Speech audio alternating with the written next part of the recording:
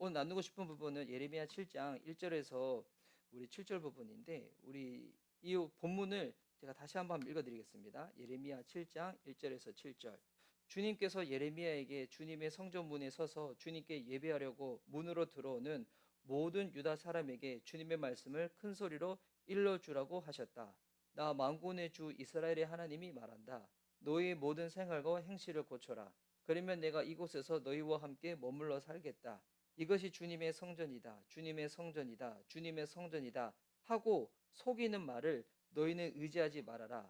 너희가 모든 생활과 행실을 참으로 바르게 고치고 참으로 이웃끼리 서로 정직하게 살면서 나그네와 고아와 과부를 억압하지 않고 이곳에서 죄 없는 사람을 살해하지 않고 다른 신들을 섬겨 스스로 재앙을 불러들이지 않으면 내가 너희 조상에게 영원무궁하도록 준 이 땅 바로 이곳에서 너희가 머물러 살도록 하겠다. 자, 요 부분입니다. 자, 요 부분 우리 성경에 보니까 예레미야의 성전 설교라고 나옵니다. 우리 예레미야 우리 이제 계속 읽으면서 잠깐 복습드리면, 예레미야는 남유대 왕국이 망해가던 시대 때 그때 하나님의 말씀을 전했던 이 예언자입니다. 그리고 이 예레미야서의 주제는 뭐냐면 예루살렘이 멸망하기 전에 하나님의 심판과 이 회복의 메시지를 함께 전하는 것입니다. 그 중에서 오늘 읽었던 나누고자 하는 이 7장은 성전 설교라고 하는 이 강력한 메시지예요. 왜 성전 설교인가? 성전이 무엇입니까? 하나님 앞에서 제사 지내는 그 공간이잖아요. 지금으로 따지면 예배당이죠. 저도 편할 때는 지금 뭐 교회에 있어라 얘기하지만, 정확히는 교회는 신약 성경에서 말하는 교회는 건물은 아니죠. 예수님 있는 우리들 공동체가 이 교회죠. 그래서 저도 이렇게 일부러 이제 좀 구분해서 말하려고 예배당에 있어요라고 표현할 때가 있는데, 그게 좀 더 정확한 표현이죠. 그걸로 성전은 뭐냐면 그냥 하나님 앞에 제사 드리는 공간이에요. 그 건물이죠.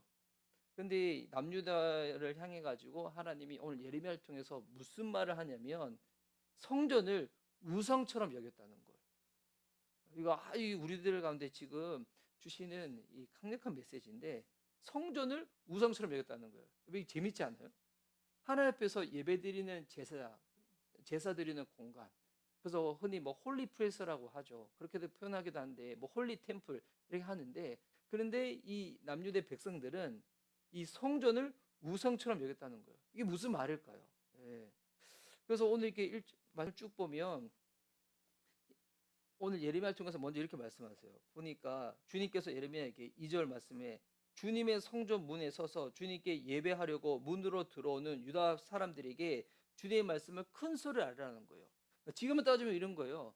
주일날 예배 드리는데 저 예배당 앞쪽에 서가지고 예배 들어오는 사람들 있잖아요. 그 사람들한테 이렇게 외치라는 거예요. 어떻게 외치는가? 우리 3절 4절 보니까 나 만군의 주 이스라엘의 하나님이 말한다. 너희의 모든 생활과 행실을 고쳐라. 그러면 내가 이곳에서 너희와 함께 머물러 살겠다. 이것이 주님의 성전이다, 성전이다, 성전이다 하고 속이는 말을 너희는 의지하지 말아라. 자, 이들은 올 때 아마 확신을 가지고 왔겠죠. 야, 이곳이 하나님의 성전이야. 야, 나는 예배당 안에만 있으면 마음이 너무 좋아져. 라고 하는데, 근데 이들을 향해 가지고 거짓 확신을 버리라는 거예요. 그러니까 이들은 어떤 생각을 했냐면, 성전에서의 모습과 일반적으로 살아가는 그들의 모습이 완전히 달랐던 거예요. 완전히 달랐는데, 내가 그래도 성전 안에 있으면, 내가 그래도 예배당 안에 있으면 하나님이 나를 보호해 주실 거야 라고 이 거짓된 이 종교적인 확신을 가지고 있었던 거죠. 이 확신이 틀렸다는 것을 알려주라는 거예요. 틀렸다는 것을. 그러니까 이거 지금은 생각하면 이런 거예요. 이게 우리 하나님 앞에 예배드리고 주의 말씀을 듣고, 그럼 진짜 인격적인 교제를 누리다 보면 우리 한 주를 살아갈 때 완벽하지는 않지만 그 말씀이 기억 남아가지고 내 삶 가운데 조금이라도 찌름이 와야 되는 거잖아요. 맞아, 내가 이렇게 하면 하나님이 기뻐하지 않으실 거야. 좋아하지 않으실 거야. 그럼 내가 이렇게 한번 고쳐볼까? 이렇게 하면 달라져 볼까? 근데 잘 안 되다 보니까 성령님을 의지해서 기도하기도 하고 그렇게 되는 거잖아요. 근데 이들은 이런 마음이 전혀 없다는 거예요. 전혀 없이 내 삶은 내 삶대로 마음껏 생활하는 거예요. 그러니까 지금식으로 현대화하면 일주일 동안 주님 생각하지 않고 내 마음대로 마음껏 생활하는 거예요. 그런데 나는 그래도 주일 예배 드리고 있으니까, 나 헌금 생활을 하니까, 봉사 생활을 하니까, 그러니까 나는 괜찮을 거야 라는 생각을 가지고 예배당에 딱 오는 거예요. 근데 그들을 향하여 하나님이 말씀하시는 거죠. 예배를 통해서. 야, 그 틀린 생각이야. 그거 거짓 확신이야. 그거 고쳐라고 얘기를 하는 거예요. 예. 그래서 하나님이 예레미야를 통하여 지금 회개를 촉구하는 거예요. 그래서 진짜 하나님을 믿는 삶은 예배당만 들락날락거리는 것이 아니라는 거예요. 진짜 하나님을 믿는 삶이 무엇인가? 이게 5절 6절에 나와요. 너희가 모든 생활과 행실을 참으로 바르게 고치고 참으로 이웃끼리 서로 정직하게 살면서 나그네와 고아와 과부를 억압하지 않고 이곳에서 죄 없는 사람들을 살해하지 않고 다른 신들을 섬겨 스스로 재앙을 불러들이지 않으면, 하나님께서 정말 원하시는 것은 뭐냐면 그냥 종교적인 삶의 모양이 아니라는 거예요. 뭐냐면 5절 나오죠. 생활과 행실을 참으로 바르게 고치는 거. 그러니까 삶이 바뀌는 거예요. 삶이 바뀌는 거. 그럼 삶이 바뀌는 게 무엇인가? 이것도 접했는데, 우리는 삶이 바뀐다고 하면 어떻게 하냐면 이걸 또 잘못 이해해가지고 더 종교적인 열심을 낼 때가 많이 있어요. 근데 이거 아니라는 거예요. 예. 삶이 바뀌는 게 뭐냐면 나오죠. 참으로 이웃끼리 정직하게 살면서 나그네와 고아와 과부를 억압하지 않고. 삶이 바뀌는 게 뭐로 드러나는지 알아요? 내가 남을 어떻게 대하는지, 이걸 통해 드러난다는 거예요. 예. 사람들은 이게 회개를 오해할 때가 있는데, 아 맞아, 이렇게 살면 하나님이 기뻐하지 않으실까라고 하고 난 다음에 오히려 이 부분을 종교적인 열심을 막 드러낼 때가 있거든요. 우리가 성경을 읽어야 됩니다. 기도를 해야 됩니다. 어제 우리 수요 기도회 때 나눌 때도 그런 얘기 많았잖아요. 우리 성경 읽고 기도하자고.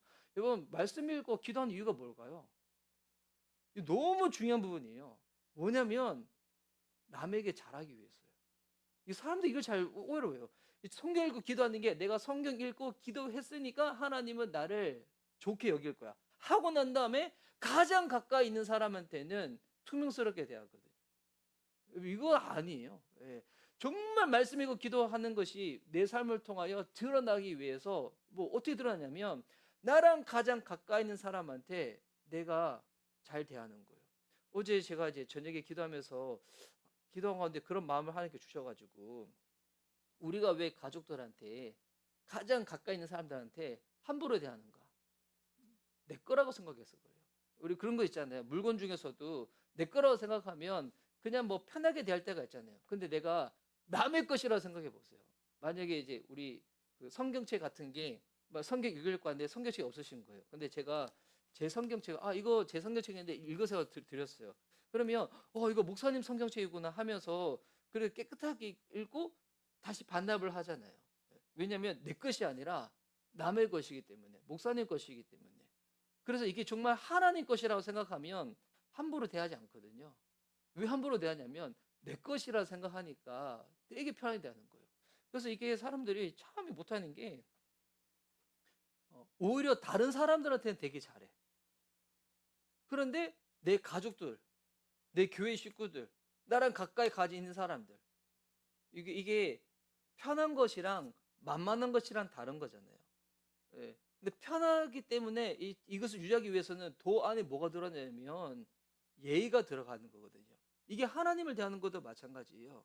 하나님이 우리를 위하여 사랑하시고 우리를 구원하셨다고 해가지고 하나님을 종이 호랑이처럼 여겨가지고 하나님을 되게 만만하게 대하는 사람도 있어요. 아니에요. 정말 하나님을 사랑하면 하나님을 향해 가지고 예의를 갖추게 됐어요. 그 예의가 성경에서 뭐라고 나오냐면 경외심이거든요. 근데 하나님을 정말 예의 있게 대하잖아요. 그럼 그게 어떻게 열매로 빚어지냐면 주변 사람들한테 잘하는 거예요. 예. 다른 사람들 잘하는 거예요. 그래서 이게 나오는 거예요.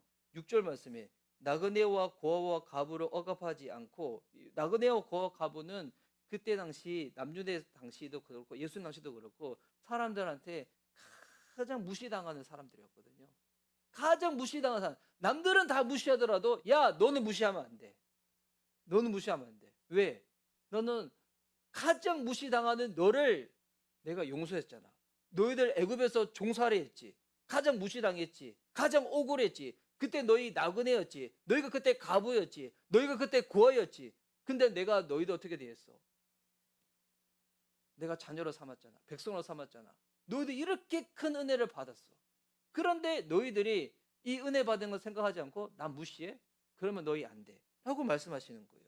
이곳에서 죄 없는 사람을 살해하지 않고 다른 신들을 섬겨 스스로 재앙을 불러들이지 않으면 내가 너희 조상에게 영원 무궁하도록 준 이 땅 바로 이곳에서 너희가 머물며 살도록 하겠다.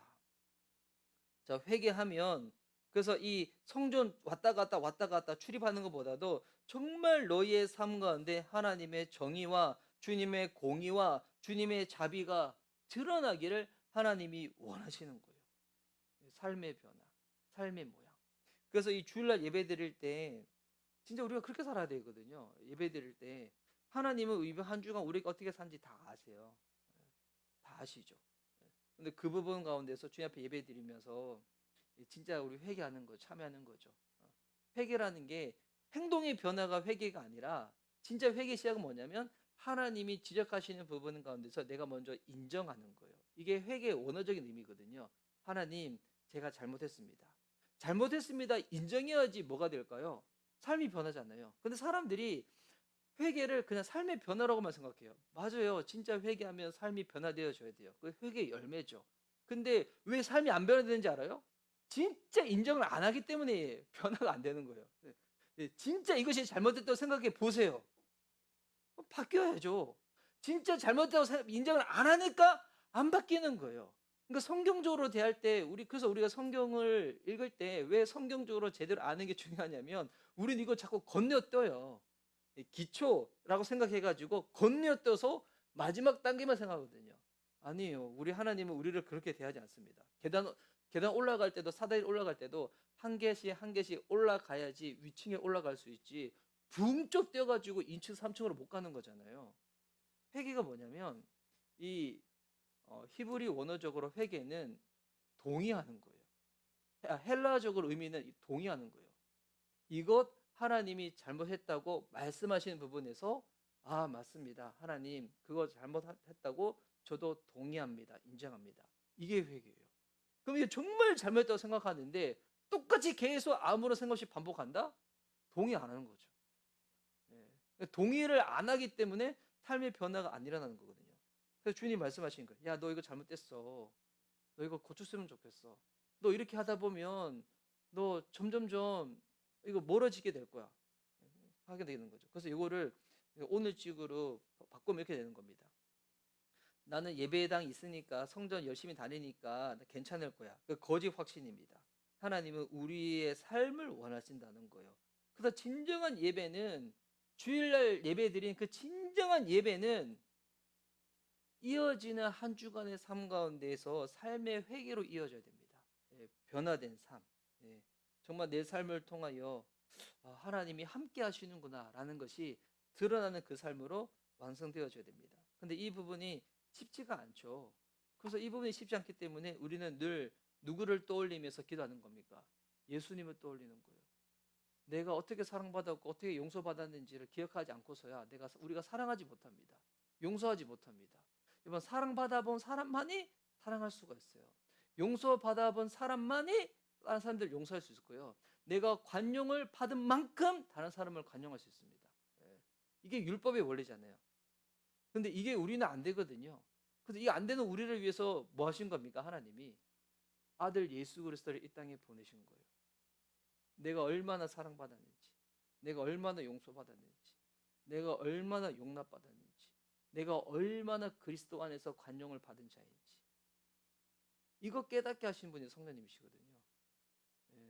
그래서 성령님이 오시면 죄에 대하여, 의에 대하여, 심판에 대하여 깨닫게 하신다고 했잖아요. 성령님이 오시면 단순히 은사적인 것으로만 드러나는 것이 아니라 내가 주님 앞에서 어떤 사랑을 받았는지를 깨닫게 하십니다. 죄인으로만 머물러 있지 않아요? 우리가 어떤 죄인입니까? 사랑받은 죄인이죠. 용서받은 죄인이죠. 이거 깨닫게 하시는 게 성령님이거든요. 맞아. 내가 그리스도 안에서 내가 이런 사랑과 용서와 용납을 받았구나. 이게 흠뻑 젖어들게 됩니다. 그래서 젖어든 그 은혜의 열매로 나타나는 게 뭐냐면 이게 순종이에요. 제가 오늘 7장을 읽으면서 그런 생각 들었거든요. 야, 이거 순종도 우리 지금의 현대인들은 이 성도님들 잘못 오해해가지고 순종해야 구원받는다고 착각할 수도 있겠구나. 아니에요. 여러분, 순종해서 구원받는 거 아닙니다. 순종은 구원의 조건이 아니죠. 은혜에 대한 반응입니다. 은혜에 대한 반응.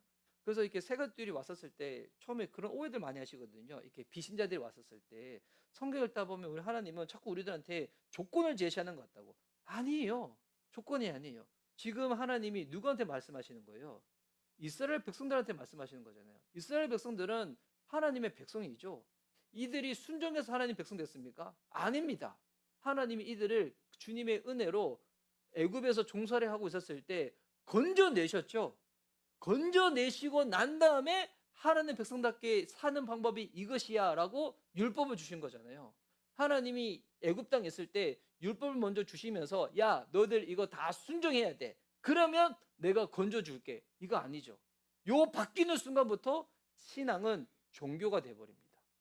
내가 이렇게 해야지만 하나님 나 용서해 주시는구나. 그러니까 순종은 구원의 조건이 아닙니다. 은혜에 대한 반응입니다.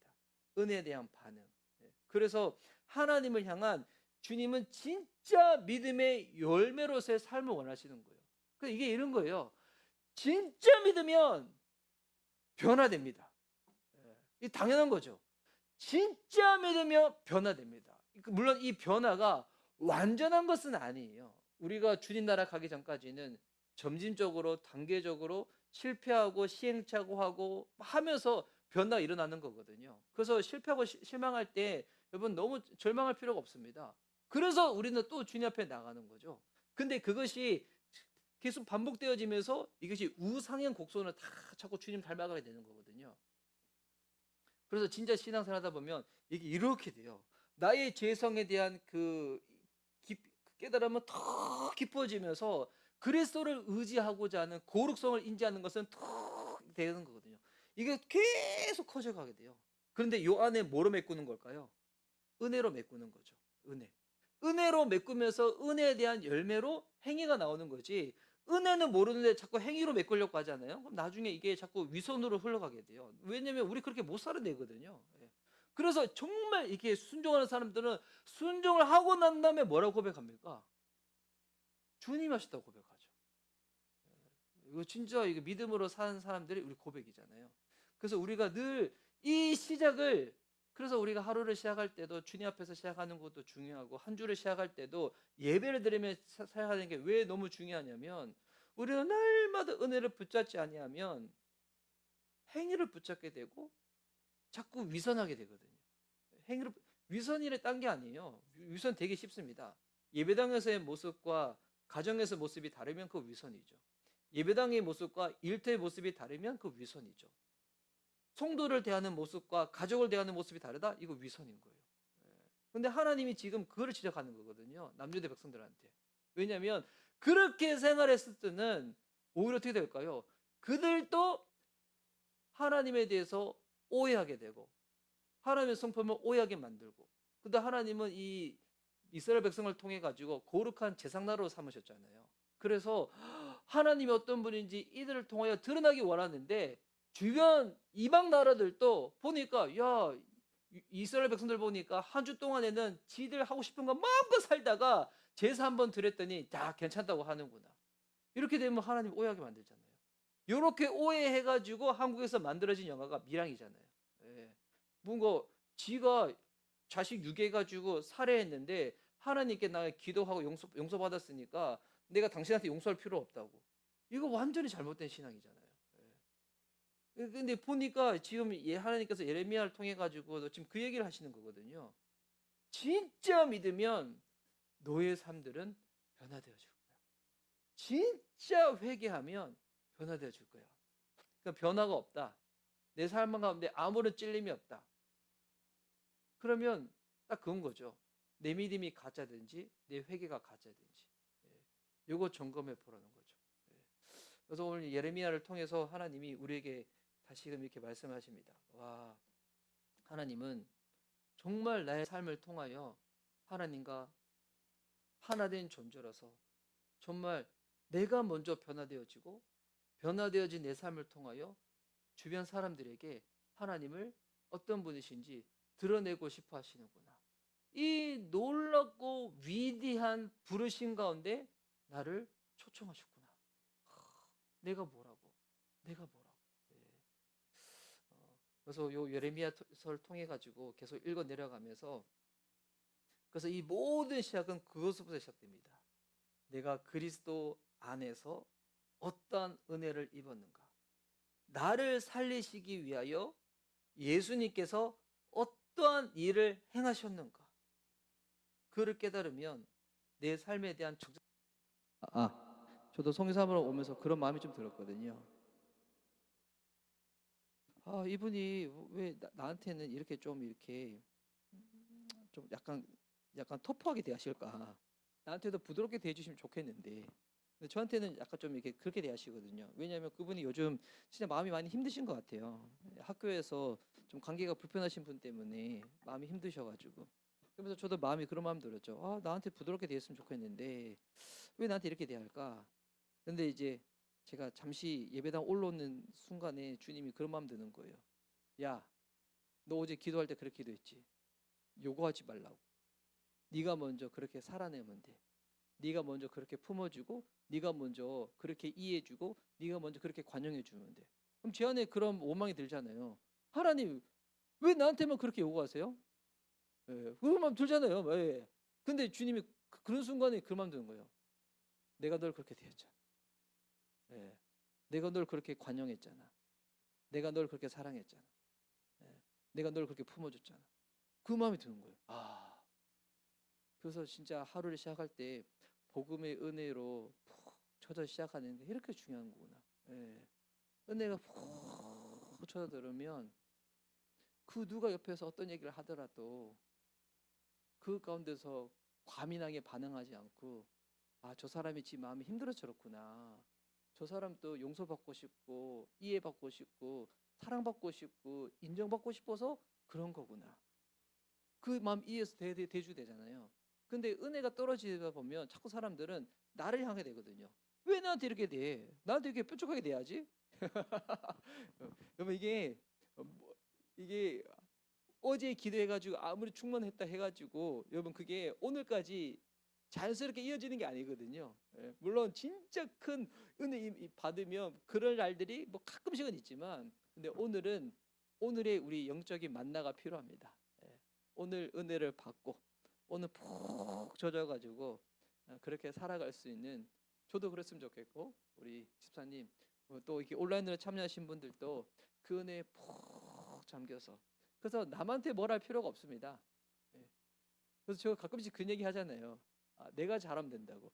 이걸 오해하시는 분들이 있는데 내가 잘하면 된다는 게 뭐냐면 내가 하나님 앞에서 어떤 은혜를 받았는지 날마다 잘 기억하고 그 묵상의 은혜로 실제적으로 살아가야 되겠다. 요 고백하는 거거든요. 이게 행위적인 부분이 아니라 그래서 내가 그리스도 안에서 행복하면 되는 거구나.